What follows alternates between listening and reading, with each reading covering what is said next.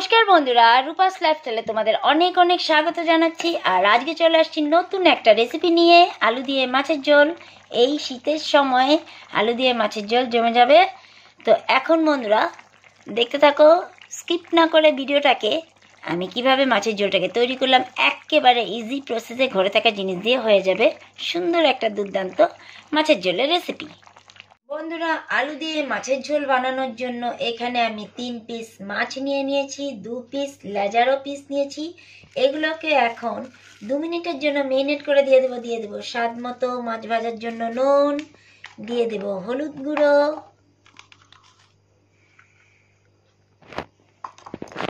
সামান্য পরিমাণে লঙ্কার গুঁড়ো। বন্ধুরা, আমি এখানে ঝাল লঙ্কার গুঁড়ো দিচ্ছি, তোমরা চাইলে এতে কাশ্মীরি রেড চিলি পাউডারও দিতে পারো, তাতে কালারটা খুব সুন্দর চলে আসবে। তো এখন এই মাছগুলোকে আমি 2 মিনিট মতো ভালো করে নুন হলুদ লঙ্কার গুঁড়োর সাথে মেখে 2 মিনিট রেখে দেব। আর এইদিকে আমি গ্যাস ওভেনে কড়াই বসিয়ে দিয়েছি। তো মাছটাও আমার বেশ সুন্দর করে মাখা হয়ে গেছে। এখন আমি এই পর্যায়ে ঢাকা দিয়ে রেখে দিলাম। বন্ধুরা, কড়াই বসিয়ে দিয়েছি, প্রায় 1 মিনিট মতো হয়ে গেছে। এখন এই পর্যায়ে কড়াইতে দিয়ে দিব সরষের তেল। পুরো রান্নাটা আমি সরষের তেলেই দিয়ে করব। তো তেলটা আর 1 মিনিটের মধ্যে ভালো করে গরম হয়ে যাবে। অবশ্যই আমি গ্যাসের ফ্লেমটা মিডিয়াম করে এখন দিয়ে দিয়েছি। বন্ধুরা, আমার তেল গরম হয়ে গেছে। এখন এই পর্যায়ে এক এক করে মাছগুলোকে ভেজে নেব, উল্টে পাল্টে সুন্দর করে হালকা করে লাল করে ভেজে নেব। তো বন্ধুরা, মাছগুলোকে এখন আমি উল্টে নেব। তো তোমাদেরকে মেন কথা বলাই হয়নি, এটা হলো কালীবাউ, যেটা আমাদের এখানে বলে বন্ধুরা এই মাছটাকে। তো তোমাদের এখানে কি বা বলে, তাই খেতে প্রায় রুই মাছের মতনই লাগে। এইবার ভালো করে মাছগুলোকে উল্টে পাল্টে নেব। বন্ধুরা, মাছ আমার ভাজা হয়ে গেছে। এখন এক এক করে সবগুলোকে আমি তুলে নেব।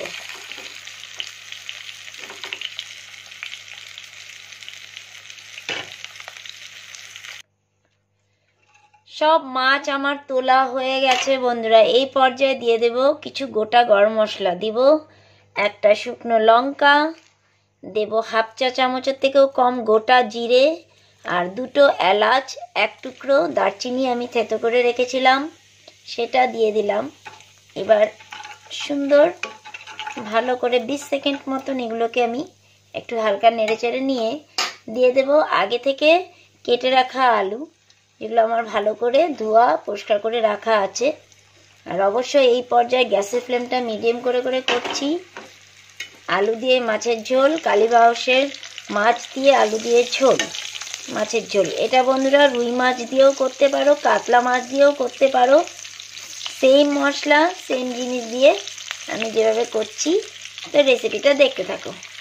বন্ধুরা, একটা মাঝারি সাইজের টমেটোকে আমি কুচিয়ে নিয়েছি, আর একটা মাঝারি সাইজের পেঁয়াজকেও কুচিয়ে নিয়েছি। এবার দিয়ে দেব অর্ধেক পেঁয়াজ কুচোনোটা, আর দেব টমেটো কুচি। টমেটো কুচি পেঁয়াজ কুচি দিয়ে ভালো করে বন্ধুরা আমি 1 মিনিট মতন টমেটো পেঁয়াজটাকে এটার সাথে সুন্দর করে ভেজে নেব। যেহেতু পেঁয়াজটাকে আমি মাঝারি সাইজের একটা পেঁয়াজ আমি কুচিয়ে নিয়েছিলাম, এখান থেকে হাফ দিয়েছি, আর পুরো মাঝারি সাইজের একটা টমেটো যেটাকে আমি পুরোই দিয়ে দিয়েছি এই আলুর মধ্যে। এবার এগুলোকে 1 মিনিট মতন গ্যাসের ফ্লেম মিডিয়াম করে ঢাকা দিয়ে ভালো করে সেদ্ধ হতে দেব। 1 মিনিট পর ঢাকা খুলে দেখাচ্ছি। তো বেশ বন্ধুরা, আমার টমেটো পেঁয়াজটা আলুর সাথে সফট হয়ে গেছে, সুন্দর বেশ ভাজা ভাজা হয়ে গেছে। এখন এই পর্যায়ে দিয়ে দেব হাফ ইঞ্চ আদা। আর বলছিলাম না যে মাঝারি সাইজের একটা পেঁয়াজকে আমি দিয়েছি, অর্ধেকটা আমি ফোড়নে দিয়েছি আর অর্ধেকটা এই হাফ ইঞ্চ আদার সাথে বেটে নিয়েছি।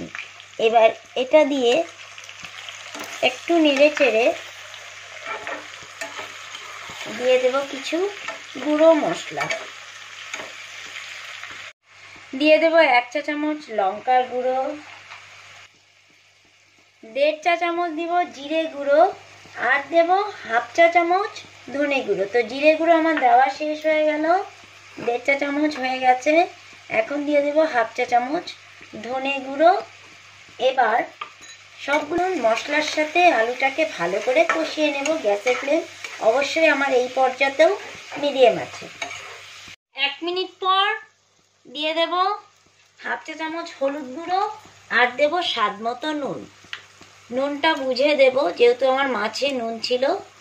তো এবার এটাকে আরও 1 মিনিট মশলাটাকে ভালো করে নেড়ে চেড়ে 1 মিনিটের জন্য ঢাকা দিয়ে দেব।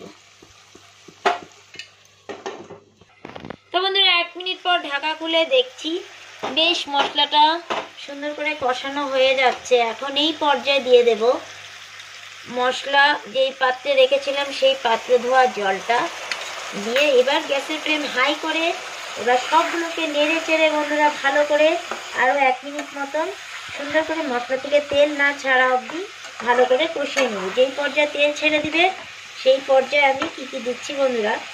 তো আমার এরকম ছোটো ছোটো রেসিপি দেখে যদি ভালো লাগে তো অবশ্যই বন্ধুরা রূপাস লাইফস্টাইলে সাবস্ক্রাইব করে লাইক শেয়ার অবশ্যই করো। অনেক দিন পর আবারও রেসিপি নিয়ে চলে আসছি তোমাদের কাছে। মাছের ঝোলের রেসিপি, ঘরে থাকা জিনিস দিয়ে খুব টেস্টফুল একটা রেসিপি নিয়ে তোমাদের কাছে চলে আসলাম। তো এই পর্যায়ে ঢাকা দিয়ে গ্যাসের ফ্লেম হাই করে ভালো করে ফুটতে দেব। বন্ধুরা 1 মিনিট পর ঢাকা খুলে দিলাম। এবার দেখো আমার মশলা থেকে পুরো তেল ছেড়ে দিয়েছে। 1 মিনিট মতন গ্যাসের ফ্লেম হাই করে ঢাকা দিয়ে কষিয়ে নিলাম। এখন এই পর্যায়ে দিয়ে দেবো ব্যালেন্সের জন্য সামান্য পরিমাণে চিনি। এই চিনি দিয়ে চিনিটা মেল্ট হওয়া অবধি আরও একটু আমি ভালো করে আলুর সাথে মশলার সাথে ভালো করে নেড়ে চেড়ে নেব চিনিটাকে।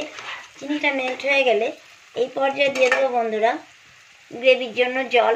অবশ্যই এটা আমি গরম জল ইউজ করছি, উষ্ণ গরম জল। তোমরা চাইলে পুরোটাই ঠান্ডা জল দিয়ে করতে পারো। মাছ বা মাংস এতে বন্ধুরা উষ্ণ গরম জল দিলে তার টেস্টটা আরও খুব ভালো আসে।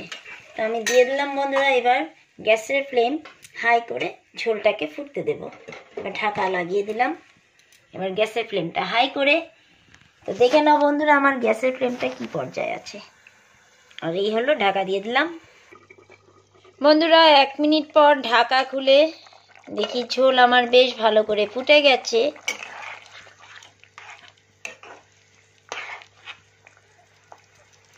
এই পর্যায়ে দিয়ে দেব আগে থেকে ভেজে রাখা মাছ।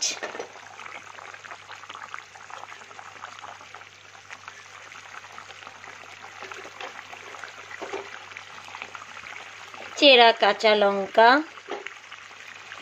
দিয়ে এবার একটু নেড়ে চেড়ে